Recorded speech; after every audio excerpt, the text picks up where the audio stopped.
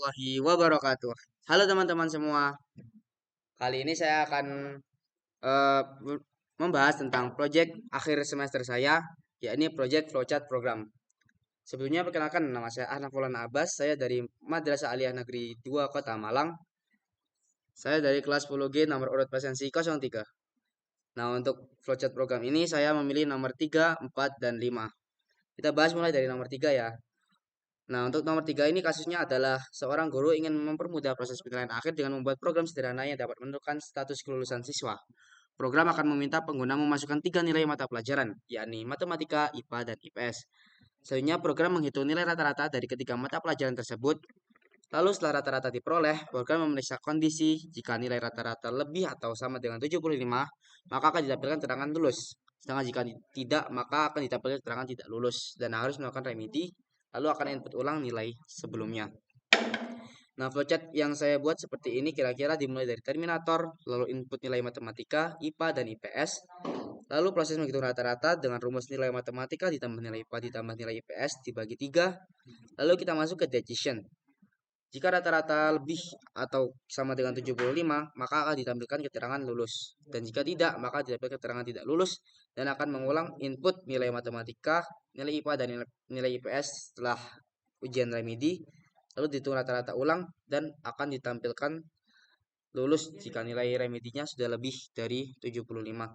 Lalu akan selesai dengan terminator finish. Selanjutnya adalah nomor 4. Di nomor 4 ini adalah sebuah sekolah digital ingin membuat sistem penilaian prestasi siswa. Penilaian ini terdiri dari 3 komponen, yakni nilai akademik, nilai kedisiplinan, dan nilai keaktifan ekstrakurikuler. Nilai akademik memiliki bobot 60%, kedisiplinan 20%, dan ekstrakurikuler 20%. Setelah nilai akhir dihitung, sistem harus menentukan predikat siswa dengan ketentuan sebagai berikut. Jika nilai akhir 90 ke atas, maka mendapatkan predikat sangat baik.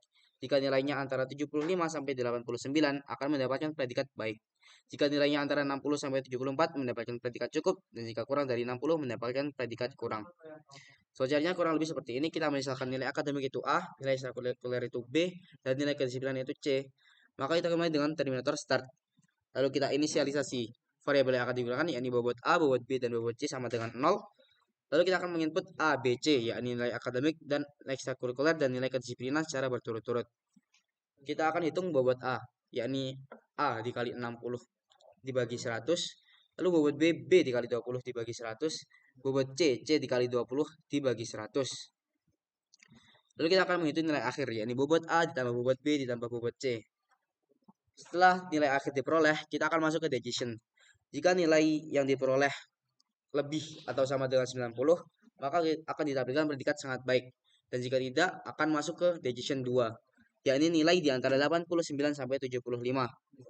Jika iya, maka akan ditampilkan predikat baik. Dan jika salah, maka akan masuk ke decision 3, yakni nilai di antara 74 sampai 60. Jika iya, maka ditampilkan predikat cukup. Dan jika tidak, akan ditampilkan predikat kurang. Lalu sistem akan berakhir di sini dengan terminator finish. Selanjutnya adalah nomor 5, sistem parkir otomatis di mall. Sebuah mall modern memiliki sistem parkir otomatis yang menghitung biaya berdasarkan lama parkir kendaraan. Aturan yang berlaku adalah biaya parkir untuk 5.000 untuk 2 jam pertama, kemudian 2.000 untuk setiap jam berikutnya. Jika biaya parkir lebih dari 20.000, maka pelanggan akan mendapatkan diskon sebesar 10% dari total biaya. Untuk programnya adalah dimulai dari terminator start, lalu inisialisasi biaya, lalu akan menginput lama parkir dalam satuan jam, lalu masuk ke decision, yakni apakah lama parkir lebih atau sama dengan 2. Jika iya, maka rumus yang digunakan adalah biaya ditambah 5.000 ditambah lama parkir dikurangi 2 dikali 2.000. Jika tidak, maka biaya sama dengan 5.000 karena 5.000 adalah biaya pokok dari 2 jam pertama. Lalu selanjutnya masuk ke decision kedua, yakni apakah biaya lebih dari 20.000. Jika iya, maka akan mendapatkan diskon 10%. Jadi rumusnya adalah biaya dikali 90 dibagi 100. Dan jika tidak, maka akan tampilkan biaya. Nah, flowchartnya selesai dengan terminator finish di sini. Nah, ketiga flowchart ini sebenarnya menunjukkan sesuatu yang sama. Bagaimana logika dan langkah-langkah sederhana bisa digunakan untuk membuat keputusan secara otomatis. Mulai dari menentukan kelulusan, memberikan predikat, sampai menghitung biaya parkir. Semuanya bisa dipahami dengan lebih mudah ketika divisualisasikan dalam bentuk flowchart. Inilah contoh bagaimana informatika membantu kita memahami dan merancang sistem yang jelas, teratur, dan bermanfaat dalam kehidupan sehari-hari. Sekian video dari saya kali ini. Semoga bermanfaat untuk kalian semua. Terima kasih telah menyimak.